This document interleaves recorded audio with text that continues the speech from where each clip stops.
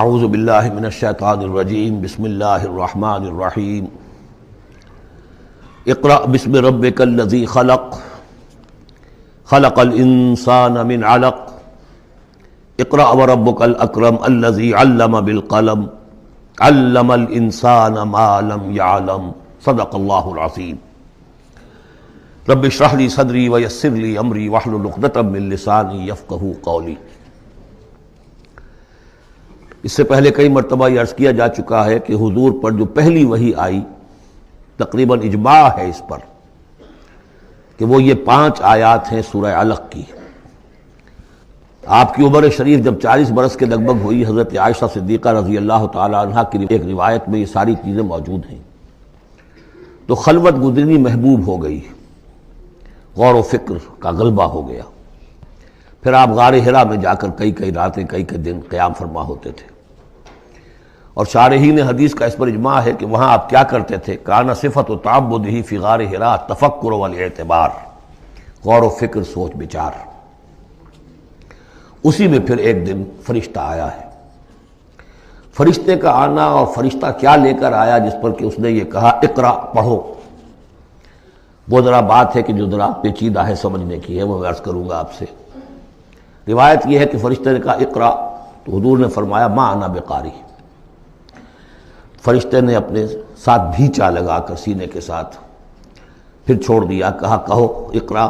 حضور نے پھر کہا میں ما انا بقاری، تیسری مرتبہ پھر کیا، 3 مرتبہ کرنے کے بعد پھر یہ اقرا بسم ربک الذی خلق۔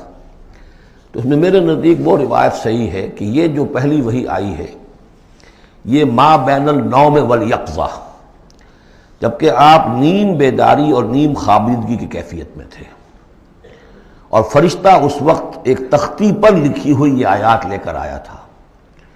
ورنہ ظاہر بات ہے کہ آدمی پڑھا ہوا نہ ہو تب بھی اسی کی اپنی زبان میں کہا جا رہا ہو کہ یوں کہو، تو وہ تو کہنا مشکل نہیں تھا۔ 40 برس کی عمر تھی آپ کی، کوئی آپ بچے تو نہیں تھے، کوئی شے تھی کہ جس کو پڑھنا تھا۔ وہ جو پڑھنا ہے تو وہ اصل میں یہ اس عالم میں کہ جس کو آپ کہیں گے ما بین النوم والیقظہ، بیداری اور خواب کے بین کی کوئی کیفیت تھی جس میں کہ فرشتہ آیا ہے اور اپنی اصل ملکی شکل میں آیا ہے۔ اس لیے کہ پھر اس نے جب وہ بھی کوئی چیز لکھی ہوئی لایا ہے، روایتوں میں آتا ہے سونے کی تختی تھی جس پر یہ آیات لکھی ہوئی تھیں، تو اس پر آپ نے کہا ما انا بقاری، میں تو پڑھا ہوا نہیں ہوں۔ اب بات اس کے ساتھ مطابقت رکھتی ہوئی ہے، لیکن پھر جو سینے کے ساتھ بھینچا ہے 3 مرتبہ، تو اس سے گویا کہ آپ کے اندر وہ استعداد پیدا ہو گئی، پھر آپ نے اس کو پڑھا۔ اور یہ میں یاد دلاتا ہوں کہ میں نے جب کہا تھا کہ جب دوسری وحی فترت کے بعد آئی ہے سورہ مدثر کی، تو حضور نے جب دیکھا تھا کہ اب یہ افق اعلیٰ پر یا افق مبین پر حضرت جبرائیل نظر آئے، کیسے پہچان لیا؟ وہی فرشتہ جو غار حرا میں آیا تھا، تو وہاں بھی وہ اپنی اصل ملکی شکل میں تھے، لیکن وہاں جو رؤیت حضور کو حاصل ہوئی تھی وہ پوری بیداری کی حالت کی نہیں تھی، ما بین النوم والیقظہ، یعنی کچھ نیم خوابی اور نیم بیداری کی کیفیت تھی، لیکن دیکھ لیا تھا حضرت جبرائیل کو ان کی اصل ملکی شکل میں اس وقت۔ لہذا پھر جب وہ پہاڑ سے اترتے ہوئے یا محمد کی صدا آئی، اور پھر آپ نے 2 مرتبہ تو ادھر ادھر دیکھا، کوئی نظر نہیں آیا، تو آپ کو کچھ خوف سا بھی طاری ہوا۔ پھر اچانک نگاہ اٹھی تو دیکھا کہ وہی فرشتہ کہ وہی کہ جو غار حرا میں آیا تھا، اس طرح ہے کہ آسمان زمین کے مابین افق پر، اور اس طرح سے ہے کہ پورا افق بھر گیا۔ تو یہ ہے اس کا پس منظر۔ اقرا بسم ربک الذی خلق، پڑھو اپنے اس رب کے نام سے جس نے پیدا کیا۔ خلق الانسان من علق، انسان کو پیدا کیا اس نے اس جون کی طرح کی چیز سے کہ جو رحم مادر میں چمٹ گئی تھی۔ اقرا وربک الاکرم، پڑھو اور تمہارا رب بہت کریم ہے، بہت کریم ہے، بہت مہربان ہے۔ الذی علم بالقلم، جس نے کہ تعلیم دی ہے قلم کے ساتھ۔ عام انسانی تعلیم قلم کے ذریعے سے ہے، حضور کے لیے قلم کے درجے میں فرشتہ ہے، فرشتے کے ذریعے سے حضور کو سکھایا گیا ہے۔ علم الانسان ما لم یعلم، اور انسان کو سکھایا ہے جو کچھ کہ وہ نہیں جانتا تھا۔ اس وحی سے آپ کی نبوت کا ظہور ہو گیا۔ نبی تو پیدائشی طور پر نبی ہوتا ہے، لیکن اس کا ظہور ہوا ہے اس وحی کے ساتھ۔ البتہ اس میں کوئی تبلیغ کا حکم نہیں ہے، وہ تو پھر جب وہ وحی آئی ہے، جب کہ فرشتے کو دیکھا ہے افق اعلیٰ پر، افق مبین پر، اس کے بعد جب گھر گئے ہیں اور پھر آپ کمبل اوڑھ کر لیٹ گئے ہیں، دہشت کی کیفیت طاری تھی، پھر وہ سورہ مدثر کی آیات نازل ہوئیں یا ایھا المدثر قم فانذر وربک فکبر، وہاں سے پھر آپ کی رسالت کا آغاز ہوا کہ اے لحاف میں لپٹ کر لیٹنے والے اب کھڑے ہو جاؤ، انذار کرو، خبردار کرو لوگوں کو، اور اپنے رب کی کبریائی کا اعلان کرو اور اس کی کبریائی کے نفاذ کی جد و جہد کرو۔ یہ ہم پڑھ چکے ہیں سورہ مدثر میں۔ اس کے بعد میں نے عرض کیا تھا سورہ مدثر ہی میں 7 آیتوں میں حضور سے خطاب کے بعد پھر 3 آیتیں تھیں۔ فَإِذَا نُقِرَ فِي النَّاقُورِ فَذَلِكَ يَوْمَئِذٍ يَوْمٌ عَسِيرٌ عَلَى الْكَافِرِينَ غَيْرُ يَسِيرٌ۔ یہاں پھر دیکھیے، یہاں اب 3 آیتیں آ رہی ہیں، یہ آخرت کا فلسفہ بیان کر رہی ہیں۔ کَلَّا إِنَّ الْإِنسَانَ لَيَطْغَىٰ، کوئی نہیں، انسان طغیانی پر، سرکشی پر، زیادتی پر، ظلم پر، تعدی پر آمادہ ہو ہی جاتا ہے۔ کیوں ہو جاتا ہے؟ وہی حساس اور ذہین آدمی جو بیٹھا غور کر رہا ہے کہ یہ کیا ہو رہا ہے معاشرے میں، کیوں ظلم ہو رہا ہے، کیوں تعدی ہو رہی ہے، کیوں غلط روی لوگوں نے اختیار کی ہے، ہو جاتا ہے انسان۔ کیوں ہو جاتا ہے؟ الراہ استغنا، وہ اپنے آپ کو دیکھتا ہے کہ اس پر پکڑ کوئی نہیں، انگارہ زبان پر رکھوں گا تو جل جائے گی، جھوٹ بولوں گا کچھ بھی نہیں ہوگا، اگر میں کہیں زہر کھاؤں گا مر جاؤں گا، حرام کا مال کھاؤں گا کچھ نہیں ہوگا۔ کہ یہ دنیا جو ہے یہ فزیکل لاز پر چل رہی ہے، یہاں مورل لاز جو ہے آپریٹو نہیں ہے۔ اخلاقی قوانین ہے تو صحیح موجود، انسان کے نفس میں ہے، یہ اچھائی یہ برائی، لیکن دنیا جو چل رہی ہے اس میں ان اخلاقی قوانین کا کوئی دخل نہیں ہے، وہ صرف فزیکل لاز پر چل رہی ہے۔ آگ جلا دے گی اور جھوٹ سے کچھ بھی نہیں ہوگا، چھالا بھی نہیں ہوگا، اور آپ نے اگر کہیں پر سنکھیا کھا لیا تو مر جائیں گے، اور آپ حرام خوری جتنی جائے کرتے جائیں کچھ نہیں ہوگا۔ یہ جو ہے کہ moral law is not operative, جبکہ فزیکل لا آپریٹو ہے، اس وجہ سے انسان جو ہے سرکشی پر، تعدی پر آمادہ ہو جاتا ہے۔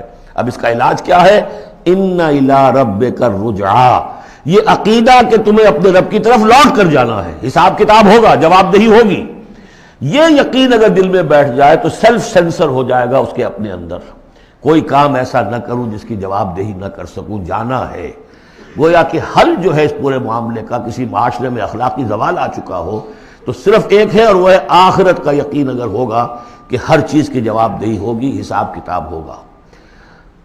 جس نے کوئی ذرے کے ہم بدل نیکی کمائی ہوگی وہ اس کو موجود پائے گا، اور ذرے کے ہم بدل بدی کمائی ہوگی فمن یعمل مثقال ذرۃ خیرا یرہ ومن یعمل مثقال ذرۃ شرا یرہ۔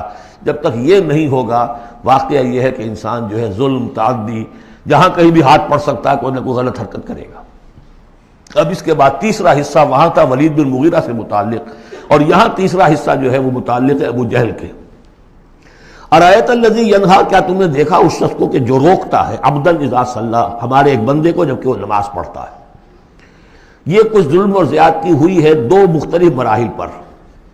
2 واقعات تو ہمیں ایسے ملتے ہیں کہ حضور کو نماز سے روکا گیا اور آپ کو ایذا پہنچائی گئی اور کوئی غیر معمولی واقعہ نہیں ہوا۔ ایک مرتبہ حضور صلی اللہ علیہ وسلم سجدے میں تھے تو بیٹھے ہوئے تھے دور پہ کچھ وہ ابو جہل اور اس کے ساتھی، انہوں نے کہا کہ کوئی ہے ذرا جو فلاں جگہ پر اونٹ ذبح ہوا، اس کی اوجڑی پڑی ہوئی ہے، وہ اوجڑی لا کے محمد کی گردن پہ رکھ دو جب یہ سجدے میں جائے۔ تو حضور سجدے میں گئے تو وہ اوجڑی لا کے، اونٹ کی اوجڑی بری ہوئی وہ لا کے رکھ دی، تو آپ سر نہیں اٹھا پا رہے تھے۔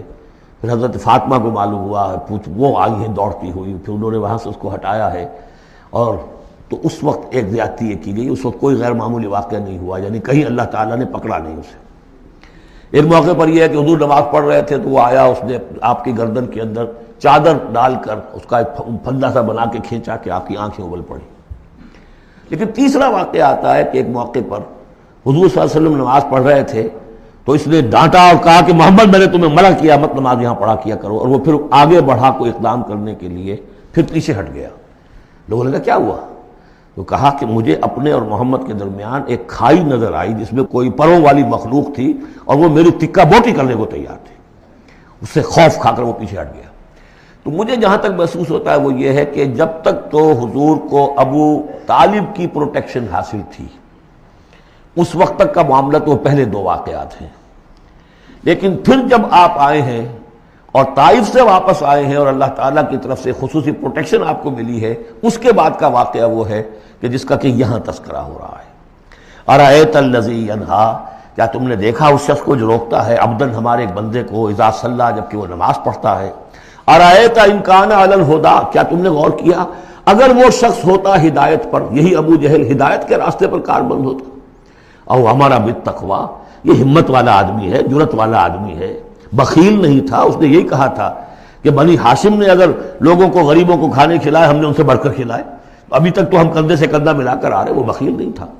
پھر جری تھا، بہادر تھا، میدان جنگ میں گیا ہے، لیڈ کیا ہے لشکر کو اپنے، اور جب گردن کاٹنے لگے تھے تو کہتا تھا نیچے سے کاٹنا تاکہ نیزے کے اوپر چڑھاؤ گے تو معلوم ہو کہ اونچی گردن ہے، کسی سردار کی گردن ہے۔ تو یہ چیزیں اس کے اندر تھیں، مرد میدان تھا۔ لیکن یہ ہے کہ وہ جو صدق بالحسنی والے معاملے پہ آ کے مار کھا گئے۔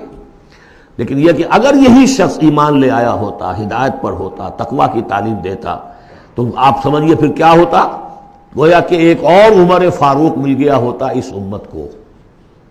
بالکل ان کی شخصیتوں کے اندر بڑا پیرلل انداز ہے۔ حضرت عمر بھی لڑنے بھڑنے والے آدمی، کشتیاں کرنے والے آدمی، ادھر سے جا رہے ہیں اس کو دھکا دے رہے ہیں، اس مزاج کے آدمی تھے۔ لیکن یہ کہ بہرحال ان میں وہ چیز موجود تھی کہ بخل نہیں اور بزدلی نہیں۔ ان دو چیزوں کے بعد جو ہے پھر یہ کہ تصدیق بالحسنی کے لیے اللہ تعالیٰ نے ایک راستہ کھول دیا ان کے لیے، تو ان کے وہ عمر فاروق بن گئے۔ اس لیے کہ دعا کی تھی محمد رسول اللہ نے، ارایت ان کذب وتولی، کیا تم نے سوچا کہ اس نے جو جھٹلایا ہے اور منہ موڑ لیا ہے، الم یعلم بان اللہ یرا، کیا یہ جانتا نہیں کہ اللہ دیکھ رہا ہے؟